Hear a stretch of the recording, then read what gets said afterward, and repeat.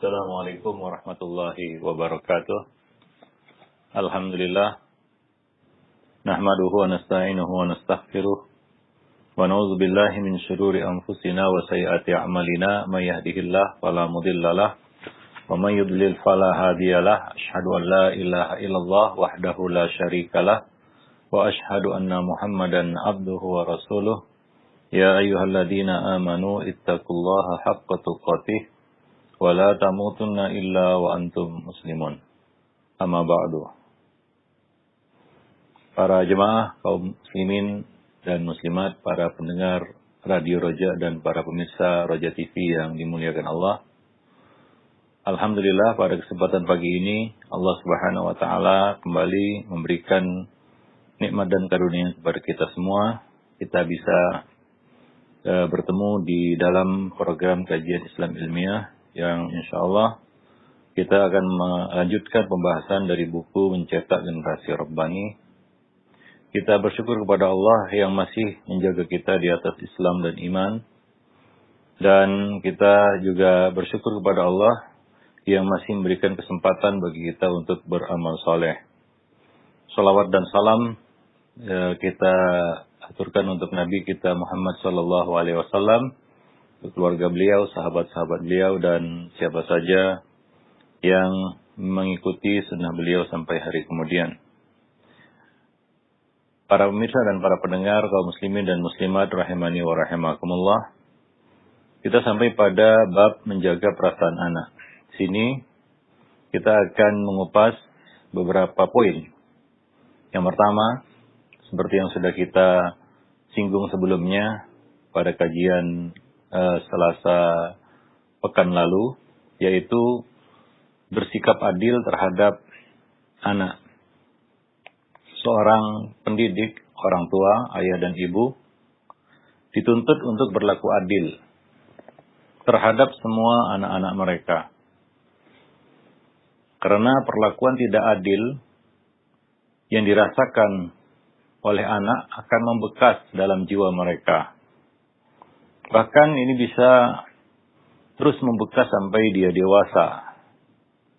Oleh karena itulah Rasulullah SAW berpesan kepada kita semua, fattaqullah wa'dilu baina auladikum.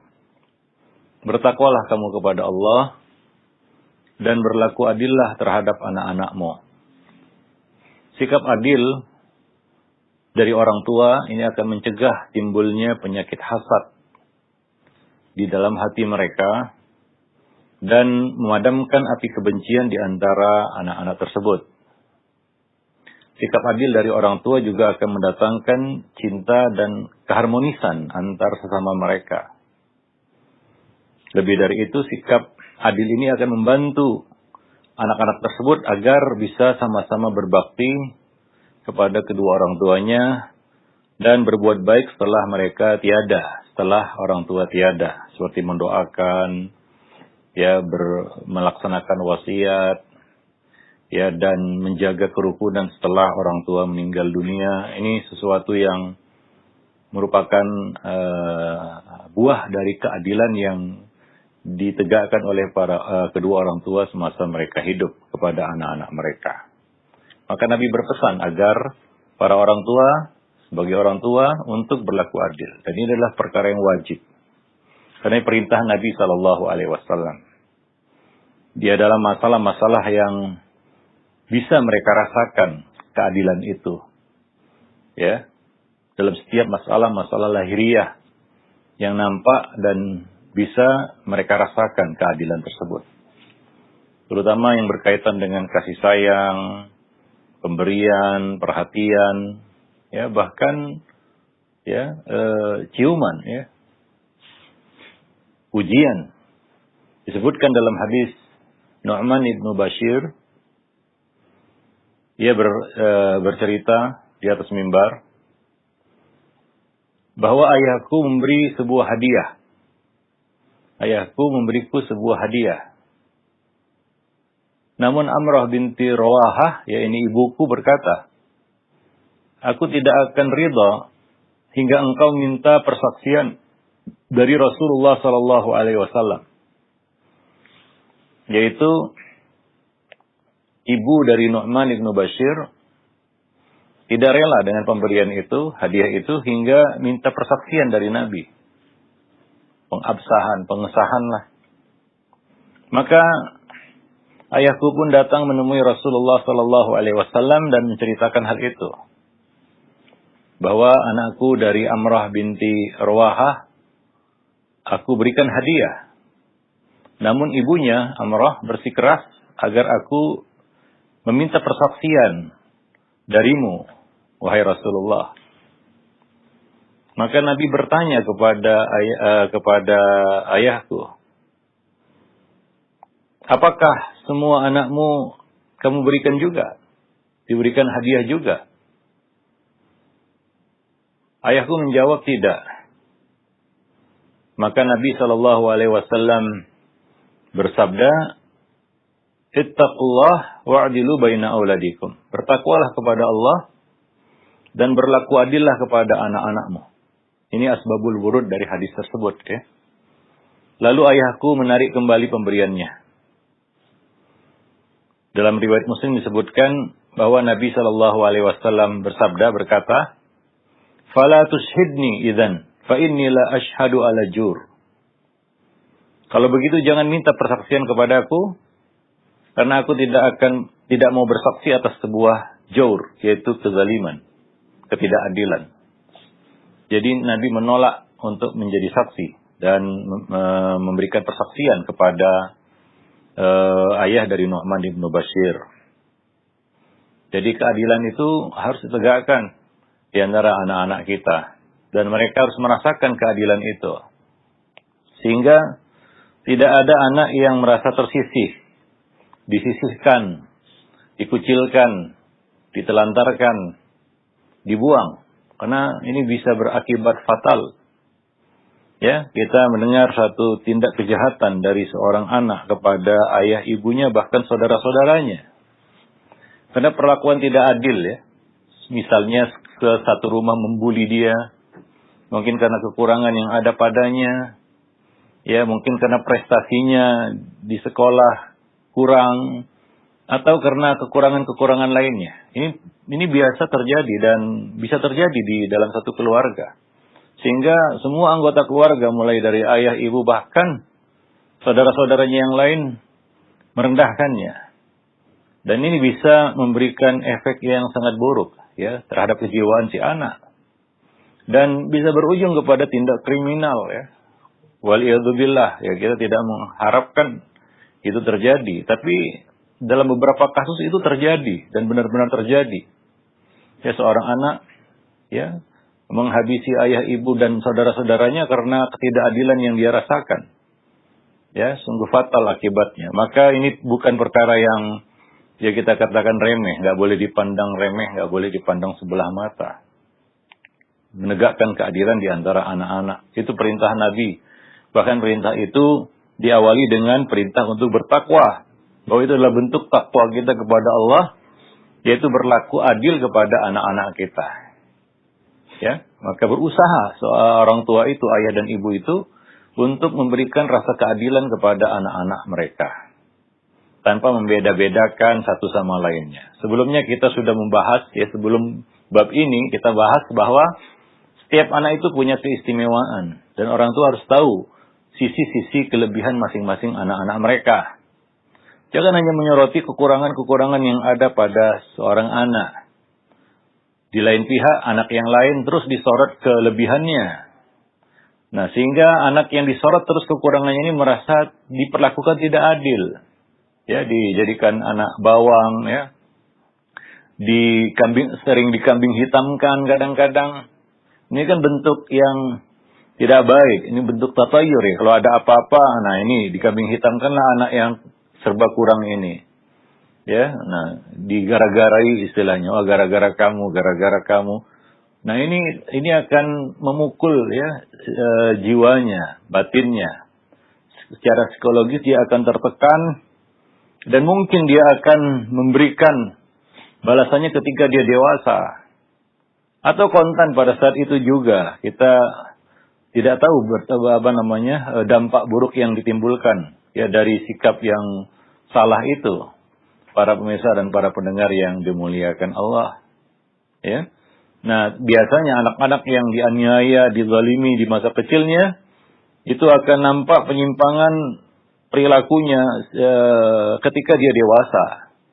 Seolah dia ingin melampiaskan dendamnya atas tekanan, kezaliman, intimidasi yang diterimanya pada waktu dia kecil. Maka hendaknya para orang tua benar-benar memperhatikan hal ini, ya. Berusaha ya untuk bersikap adil kepada anak-anak. Terutama di dalam hal pemberian ya. Pemberian, sesuatu yang diberi, baik itu pemberian berupa barang, hadiah, atau perhatian, ya, ataupun kita katakan pujian.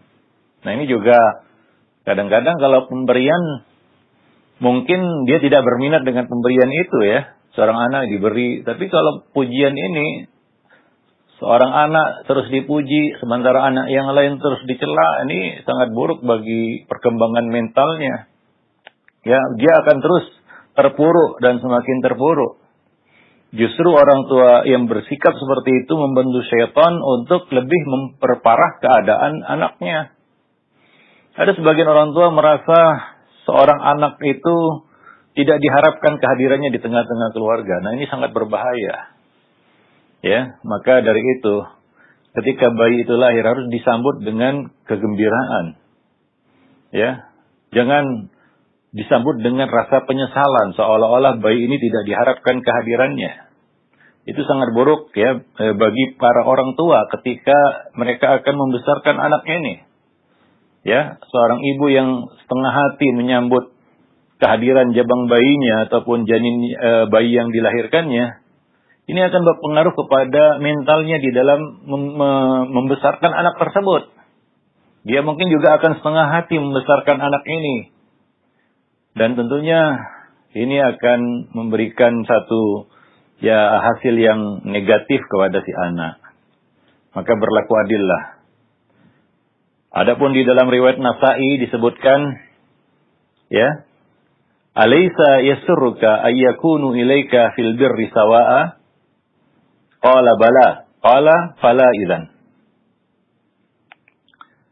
Nabi berkata kepada ayah dari Nu'man, bukankah kamu menginginkan mereka semua berbakti? Ya, maka ayahnya menjawab tentu saja.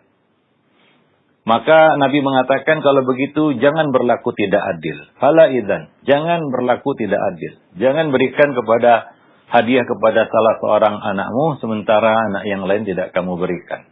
Kalau kamu ingin mereka semua berbakti kepadamu, anak-anak yang diperlakukan tidak adil, dia akan menunjukkan pembangkangan, ya, perlawanan, dan susah baginya untuk berbakti. Ya, maka ketika anak kita susah untuk berbakti kepada orang tua, coba lihat. Coba introspeksi diri dulu. Ya, anak ini mungkin bukan dorongan dari dalam hatinya untuk mendurhakai ataupun tidak berbakti kepada orang tua. Mungkin perlakuan orang tua yang buruk kepada anak ini sehingga anak itu susah untuk berbakti kepada orang tua. Ya, mungkin tidak diberikan perhatian yang sama ya dengan anak-anak yang lain. Nah, maka orang tua di sini ya tentunya harus mengintrospeksi diri mereka juga. Seperti di sini ya Nabi justru menyalahkan ayahnya yang berlaku tidak adil dalam pemberian hadiah. Nabi berkata, bukankah kamu ingin mereka semua berbakti secara sama-sama berbakti kepadamu, ya, fil birri sawa, ya, di dalam berbakti itu sama semuanya, mereka semua anak-anak yang berbakti kepada kedua orang tuanya, ya. Nah, kalau begitu jangan berlaku tidak adil.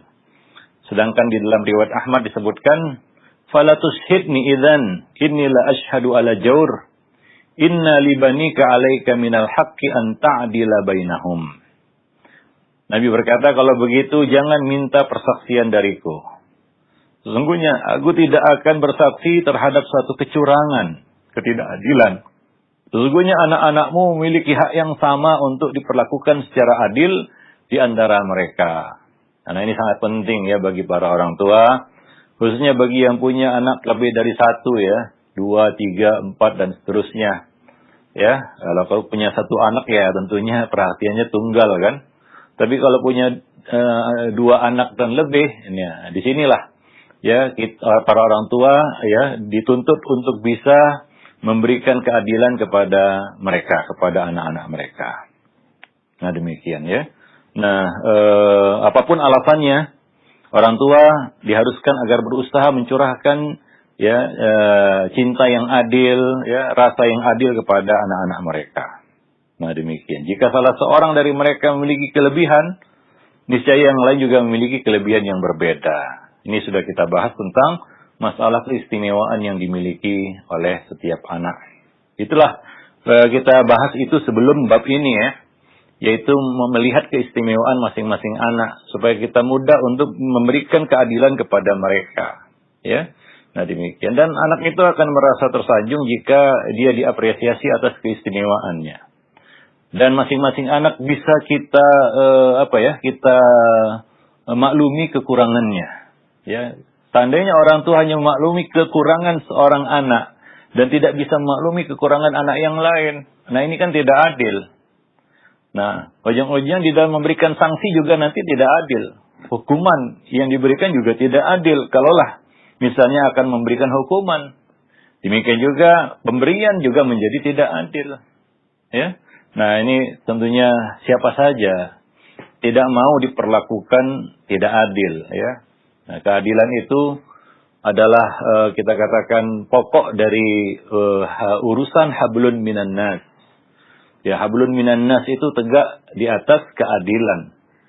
Ya, nah demikian para pemirsa dan para pendengar Roja TV dan Radio Roja yang dimuliakan Allah. Maka para orang tua harus berusaha untuk menegakkan keadilan ini di tengah-tengah anak-anak mereka. Jadilah imam yang adil, pemimpin yang adil. Orang tua, ibu dan ayah, ayah dan ibu adalah pemimpin bagi anak-anak mereka. Dan pemimpin yang bijaksana adalah pemimpin yang bisa memimpin dengan keadilan. Ya, wallahu a'lam bishawab. Itu perkara pertama. Ya, di dalam bab menjaga perasaan anak. Kemudian poin kedua di dalam bab ini menjaga perasaan anak adalah memberi kecupan dan kasih sayang. Ya, kecupan atau ciuman memberikan pengaruh yang efektif dalam menyentuh perasaan dan menata dan membina kejiwaan anak. Ya, seorang anak akan merasakan cinta orang tuanya dengan kita katakan aksi ini, yaitu memberikan kecupan kasih sayang kepada anak. Ya, para pemirsa dan para pendengar yang dimuliakan Allah. Apakah itu perlu? Ya, kita katakan perlu. Nanti akan kita sampaikan hadis-hadis dari Nabi SAW bahwa perkara ini bukan perkara sepele ya, memberikan kecupan kepada anak. Ini merupakan wujud kasih sayang dari hati sanubari yang paling dalam kepada anak, seorang anak. Apalagi anak itu masih kecil tentunya ya. Dan merupakan wujud nyata dari sikap tawadu atau rendah hati dari orang tua kepada anak-anaknya. Dari yang tua kepada yang muda. Kecupan ibarat cahaya benderang yang menerangi hati si anak. Melapangkan dadanya dan akan menambah kehangatan di dalam interaksi ya, hubungan. Nah demikian. Dan ini juga termasuk sunnah Nabi di dalam bermuamalah kepada anak-anak. Ya. Seperti yang kita sebutkan tadi, ini termasuk salah satu sunnah yang dicontohkan Nabi. Ya, mencium anak gitu. Mungkin ada sebagian orang tua tidak pernah mencium anaknya. Ya. Kadang-kadang ngomong pun kadang-kadang tidak dilihat anak itu. Ya. Tidak diberikan sama sekali perhatian. Maka Aisyah radhiyallahu anha menceritakan kepada kita ya bagaimana Nabi SAW menyikapi hal ini. Beberapa orang Arab Badui, hadisnya sahih riwayat Bukhari dan Muslim. Beberapa orang Arab Badui datang menemui Rasulullah dan bertanya, "Apakah engkau ya Rasulullah mencium anak-anakmu?" Nabi menjawab, "Tentu saja." Ya, tentu saja, kata Nabi. Lalu mereka menanggapi, Akan halnya kami, demi Allah kami tidak pernah mencium anak-anak kami. Kami tidak pernah mencium anak-anak. Maka Nabi bersabda, Nabi berkata, "Awa amliku laka an naza'allahu min qalbika rahmah?" Ya. Aku tidak bisa berbuat banyak untukmu bila mana Allah telah mencabut rasa kasih sayang dari dalam hatimu. Awa amliku laka an naza'allahu min qalbika rahmah. Ya, aku nggak bisa jamin, aku nggak bisa garansi Allah Subhanahu wa taala akan mencabut rasa kasih sayang itu dari dalam hatimu. Artinya Allah akan cabut rasa kasih sayang dari hati kita. Maka kepada anak-anak, terutama anak-anak kecil ya basuta bawah 10 tahun, di mana mereka perlu belayan dan kasih sayang dari orang tua, ya dari orang yang lebih tua. Maka salah satu wujud dan ungkapan yang bisa kita berikan adalah dengan memberikan kecupan kepada mereka. Jadi ini termasuk salah satu yang dilakukan Nabi. Dan Nabi melakukannya dan memerintahkannya. Ya, nah demikian. Abu Hurairah radhiyallahu anhu, ya dalam riwayat yang lain, riwayat Bukhari dan Muslim juga, ya menceritakan kepada kita bahwa Nabi SAW mencium Al-Hasan bin Ali, lalu Aqra' bin Habis. Lalu Aqra' bin Habis menyahut, berkata, ya ketika ia melihat Nabi mencium Al-Hasan bin Ali, Aqra' bin Habis menyahut, "Sungguh aku memiliki 10 anak, dan aku tidak pernah mencium seorang pun dari mereka." Ya. Ketika Aqra' bin Habis melihat ya Nabi mencium Al-Hasan bin Ali, cucu beliau, ya, maka dia berkata, "Aku punya 10 anak, tapi aku tidak pernah mencium seorang pun dari mereka." Maka Nabi SAW menimpali dan mengatakan kepadanya, "Man la yarham la yurham." Barang siapa yang tidak menyayangi, maka tidak akan disayangi. Ya, kasih sayang anak kepada orang tua juga tidak muncul begitu saja. Ya, itu adalah suatu reaksi ya, balasan dari kasih sayang yang diberikan oleh orang tua. Dan ini tidak bisa diwakilkan, sebagaimana yang pernah kita sampaikan juga. Kasih sayang yang kita berikan kepada anak ini tidak bisa kita wakilkan melalui orang lain. Ya misalnya kita katakanlah kepada orang tua, kepada guru-guru anak kita di sekolah, ya di pesantren, ya fulan, ya kita berkata kepada gurunya ini ya, berikanlah kecupan kepada anakku tiap hari, tiap pagi. Katakan ini titipan dari orang tuanya. Kira-kira apakah anak itu merasakan kasih sayang orang tua? Tidak. Jadi ini nggak bisa diwakilkan. Artinya orang tua yang harus melakukannya ya kepada anak-anak mereka secara langsung. Maka Nabi mengatakan, "Man la yarham la yurham." Siapa yang tidak menyayangi tidak akan disayangi. Ya, nah demikian. Anas bin Malik juga menceritakan, Rasulullah adalah orang yang paling penyayang kepada anak dan keluarga beliau. Nah demikian ya. Nah kasih sayang terhadap anak ini adalah bagian dari sifat-sifat Rasulullah Sallallahu Alaihi Wasallam. Dan kasih sayang juga merupakan sebab ia meraih surga dan keridhaan Allah Subhanahu Wa Taala. Anas bercerita, ya tadi Anas menegaskan bahwa Nabi adalah orang yang paling penyayang kepada anak-anak dan keluarga. Anas bercerita, ya tentang seorang wanita ya yang datang menemui Aisyah dengan membawa kedua anaknya. Kemudian Aisyah memberinya 3 butir kurma. Wanita itu memberi kurma tersebut kepada anak-anaknya, masing-masing 1 butir. Dan 1 butir lagi untuk dirinya. Setelah kedua anaknya memakan kurma tersebut, ya anaknya dikasih kurma, makanan langsung dimakan biasanya ya. Nah, mereka memandangi ibunya. Si ibu sadar bahwa mereka masih ingin makan kurma. Maka ibunya membelah 1 butir kurma miliknya tadi dan memberikan kepada anak-anak itu masing-masing separuh. Setelah kejadian itu, Nabi datang, pulang. Dan Aisyah menceritakan semuanya kepada Rasulullah Sallallahu Alaihi Wasallam. Maka Rasulullah bersabda, "Apa yang membuatmu takjub? Apa yang membuatmu heran? Ketahuilah, Allah mengasihi wanita ini disebabkan rasa kasih sayangnya kepada kedua anaknya tersebut. Ya. Allah Subhanahu wa taala mengasihi wanita ini disebabkan rasa kasih sayangnya kepada kedua anaknya tersebut. Ya, hadis riwayat Bukhari dalam kitab Adabul Mufrad dan disahihkan oleh Al-Albani di dalam silsilah ahadits shahihah. Jadi kita katakan rasa kasih sayang itu ya harus diberikan secara langsung oleh kedua orang tua. Dan di antara bentuk kasih sayang Nabi sallallahu alaihi wasallam terhadap anak-anak itu disebutkan dalam hadis yang diriwayatkan oleh Bukhari dari Anas bin Malik, ya, bahwa Nabi bersabda, "Inni la adkhulu fi shalah wa ana uridu italataha fa asma'u buka as-sabi fa atajawwazu fi salati mimma a'lam min shiddati wajdi ummihi min bukaihi." Suatu ketika aku memulai salat dan aku bermaksud memanjangkan salat itu. Namun kemudian aku mendengar tangis seorang anak sehingga aku mempersingkat salat tersebut. Karena aku sadar bahwa ibunya tentu menjadi tidak tenang karena tangisan anaknya.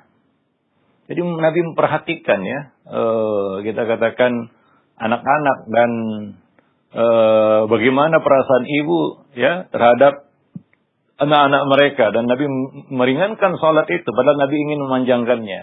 Jadi satu hal yang ya kita katakan bukti dan bentuk kayak kasih sayang Nabi sallallahu alaihi wasallam kepada anak-anak. Nah, demikian.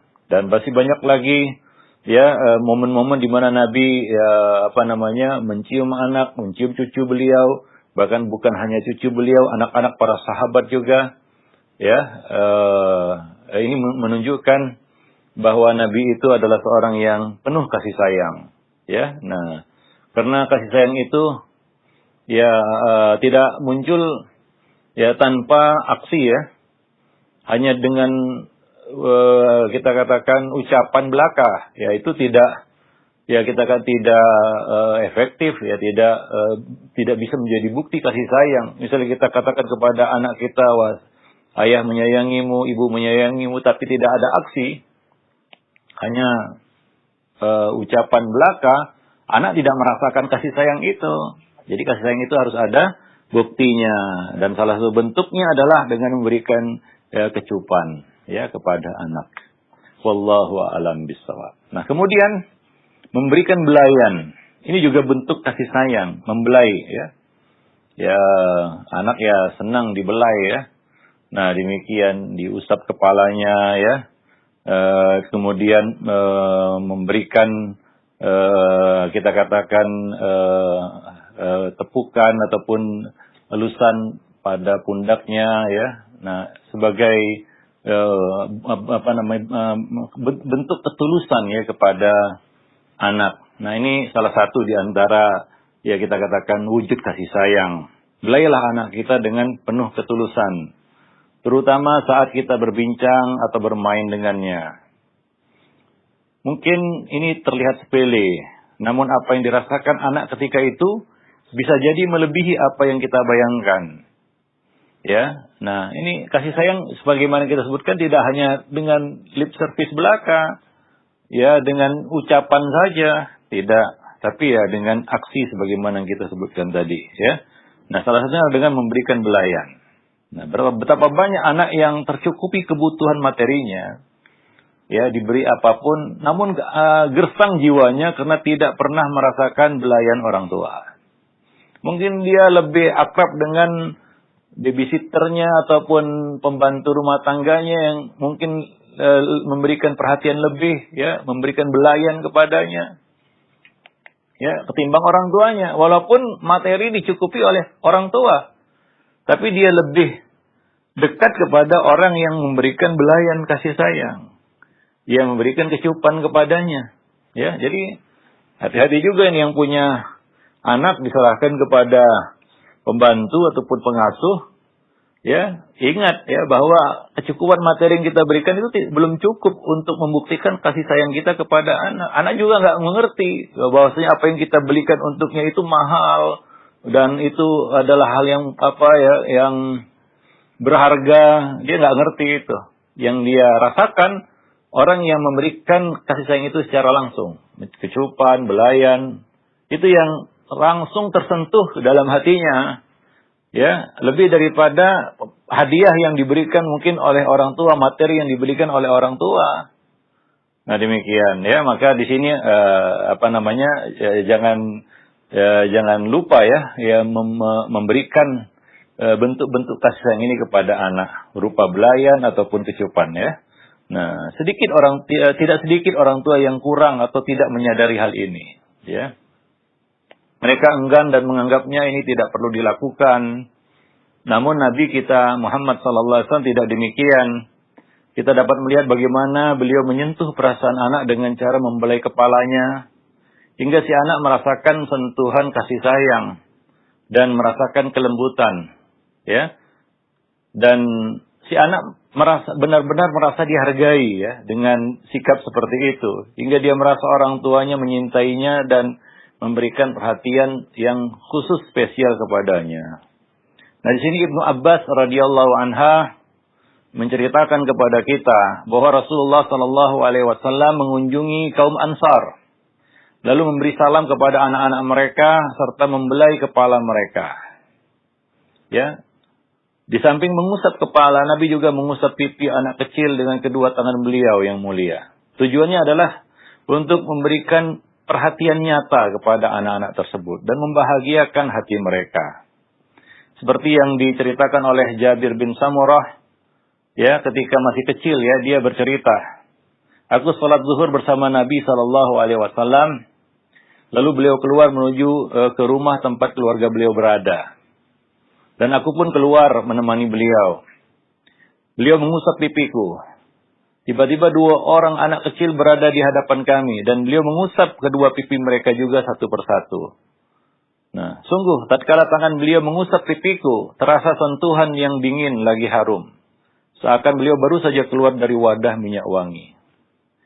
Hadis ini sahih riwayat An-Nasa'i dan disahihkan oleh Al-Albani di dalam Sahihul Jami'.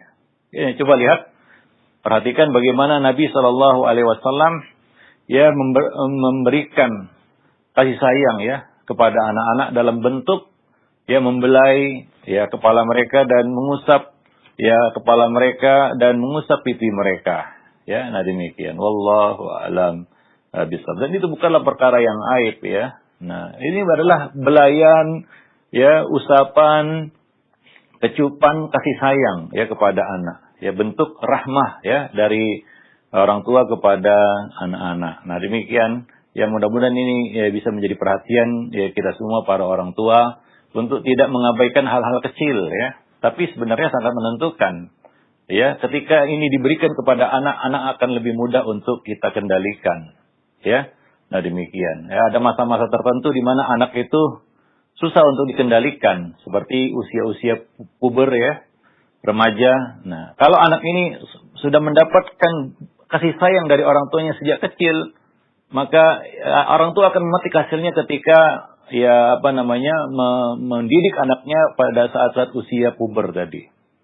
Ya, nah demikian. Mereka merasa dekat dengan orang yang menyayangi mereka. Itu fitrah manusia. Manusia akan merasa dekat dan tidak lari, tidak menjauh dari orang yang menyayanginya. Ya, nah itu fitrah, bahkan fitrah makhluk hidup lah. Bukan hanya manusia, binatang juga demikian. Ya, kalau kita lihat seekor kucing ya kita beri perhatian kepada seekor kucing ini ya. Ya, kita belai kucing itu, dia akan akrab. Dia ketika dia besar ya dia kenal ya dengan orang yang mengasihinya, orang yang menyayanginya, ya.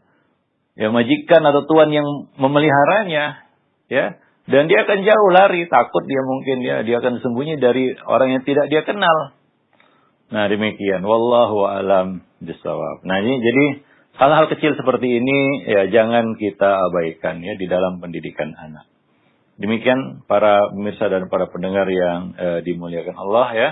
Mudah-mudahan hal seperti ini bisa kita wujudkan di dalam rumah kita ya, di dalam tugas kita mendidik anak-anak kita ya, di dalam rumah tangga kita. Dan tentunya ini harus dari kedua belah pihak ya, dari orang tua ya, kedua orang tua, ayah dan ibu ya, tidak cukup hanya dari satu belah pihak saja, harus dari kedua belah pihak, ya, ayah dan ibu, sama-sama memberikan kasih sayangnya kepada anak-anak mereka. Wallahu a'lam. Itu saja mungkin yang bisa kita sampaikan dalam kesempatan yang berbahagia ini, mudah-mudahan bermanfaat. Ya, lebih dan kurang saya mohon maaf. Aqulu qouli hadza astaghfirullah li wa lakum wa lisairil muslimin innahu huwal ghafurur rahim. Iya, nah baik. Syukran jazakallahu khair Ustaz atas materi yang telah disampaikan di kesempatan pagi hari ini. Bagaimana kita telah simak bersama manajemen dalam menjaga perasaan anak yang ini merupakan tugas orang tua yang Masya Allah merupakan karunia Allah yang Allah berikan kepada kita semua dalam menyayangi anak-anak kita. Baik, untuk selanjutnya kami buka sesi interaktif dan Alhamdulillah sudah ada beberapa pertanyaan yang masuk di layanan pesan singkat. Yang pertama Ustaz adalah pertanyaan dari Ummu Hanif yang berada di Jakarta. Assalamualaikum warahmatullahi wabarakatuh. Ya Ustaz, ana sejak COVID tidak pernah lagi memeluk dan mencium anak. Ada was-was jika anak ternyata OTG dan karena sering belanja ke pasar atau sering keluar. Apa ini termasuk was-was dari setan atau ketakutan yang berlebihan? Ustaz, mohon nasihatnya. Iya.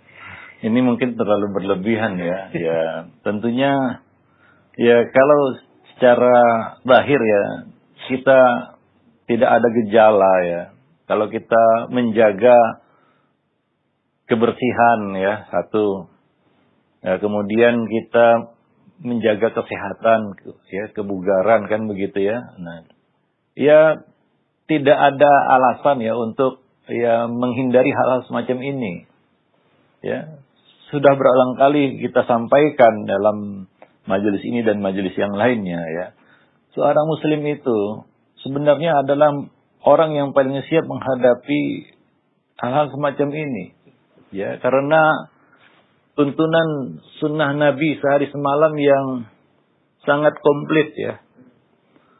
Ya, dan itu semua untuk maslahat seorang muslim. Ya. Kalau kita benar-benar mengamalkan sunnah-sunnah sehari semalam itu, mulai dari bangun tidur sampai tidur lagi, ya, mulai dari hal-hal yang nampak maupun yang tidak nampak. Yang nampak ya kita menjaga kebersihan, ya bisa bersiwak, mencuci tangan, bangun tidur kan begitu ya, bangun tidurnya cuci tangan ya dulu.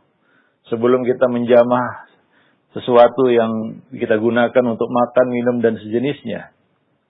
Ya, kemudian juga ya kita melakukan hal-hal yang preventif dari hal-hal yang sifatnya tidak nampak, yaitu zikir pagi.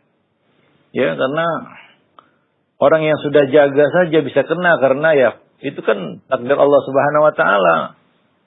Nah, maka kita bermohon kepada Allah supaya dihindarkan dari itu. Ya, betapa komplit ya ikhtiar yang dilakukan oleh seorang muslim untuk mendapat sehat. Ya, terhindar dari penyakit. Ya, belum lagi doa-doa yang khusus. Dia keluar rumah berdoa. Ya. Dia balik ke rumah dia berdoa. Ya, dia mengucapkan bismillah tawakkaltu 'ala Allah la haula wala quwata illa billah. Dia tawakal kepada Allah, serahkan urusannya kepada Allah. Jadi sangat komplit. Ya, kita katakan aturan hidup seorang muslim yang telah dicontohkan oleh Nabi Sallallahu Alaihi Wasallam. Jadi tidak ada alasan untuk ketakutan yang berlebihan.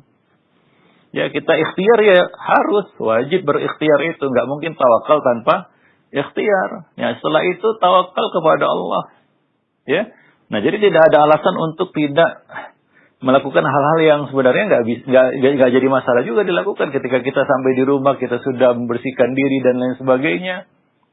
Ya, nah demikian. Apakah kita juga menjauh dari suami kita, begitu ya? Dengan alasan wah nanti akan tertular. Misalnya suami mengajak kita untuk memenuhi kebutuhan biologisnya, lalu istri menolak dengan alasan ya khawatir terhadap ini ya, tentunya tidak seperti itu ya, para pemirsa dan para pendengar yang dimuliakan Allah. Jadi kita tidak perlu takut berlebihan seperti itu hingga ya menjadi seperti orang paranoid begitu ya. Nah, karena bersama kita telah ada tuntunan hidup yang kalau kita ikuti tuntunan hidup itu, yaitu sunnah Nabi kita, insya Allah kita terhindar dari berbagai macam keburukan. Ya, karena sunnah Nabi itu membawa kita kepada kebaikan. Kita yakin itu. Cuma masalahnya adalah kita lakukan atau tidak. Itu dia. Ya. Kita lakukan, kita amalkan atau tidak. Para pemirsa dan para pendengar yang dimuliakan Allah. Ya, nah demikian. Baik, ya itu saja mungkin ya. Ya jawabannya.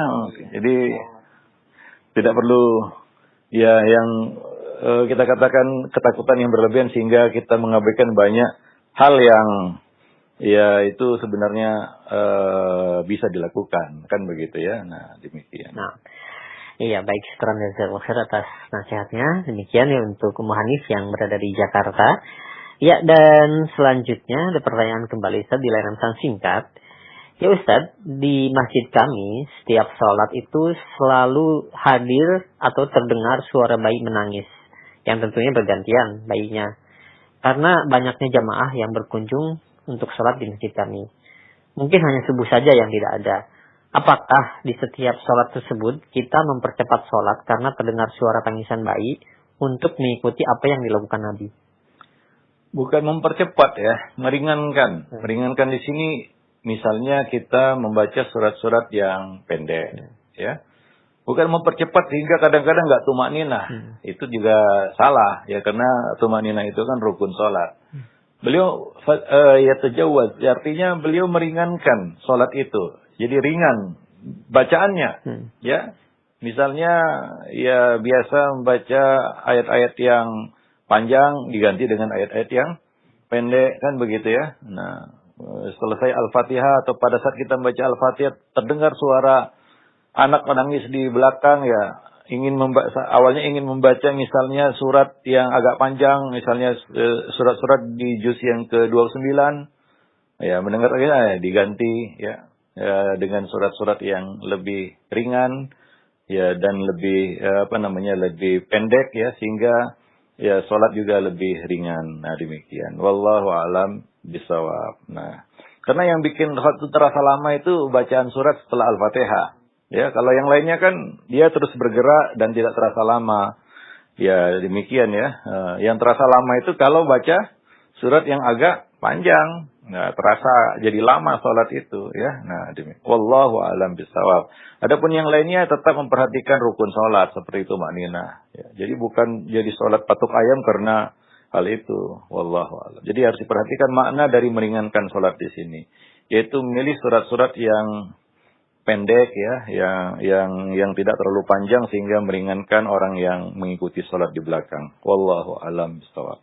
Nah, baik, syukran jazakallahu atas jawaban dan nasihat Ustaz. Demikian. Dan selanjutnya ada pertanyaan kembali dari beberapa pertanyaan senada. Ya, dari penanya tidak sebutkan nama dan tempatnya.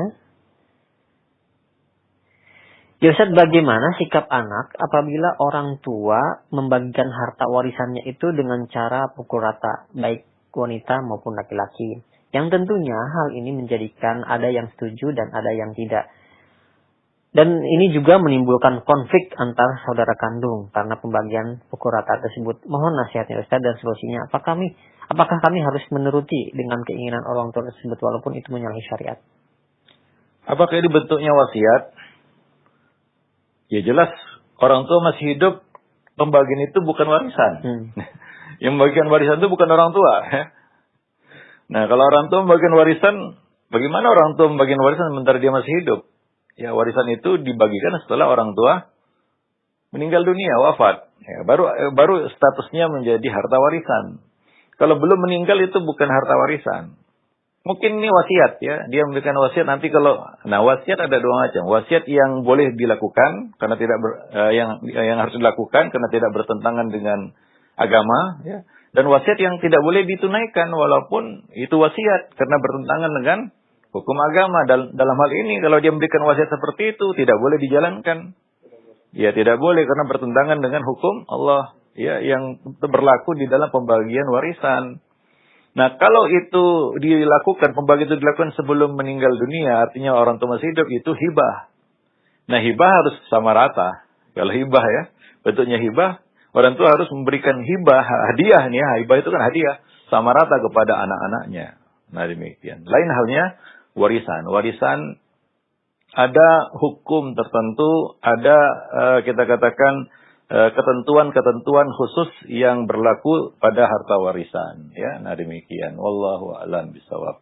Jadi kalau lihat dari pertanyaan tadi, ya nggak mungkin orang tua bagian warisan dia masih hidup. Itu bukan warisan.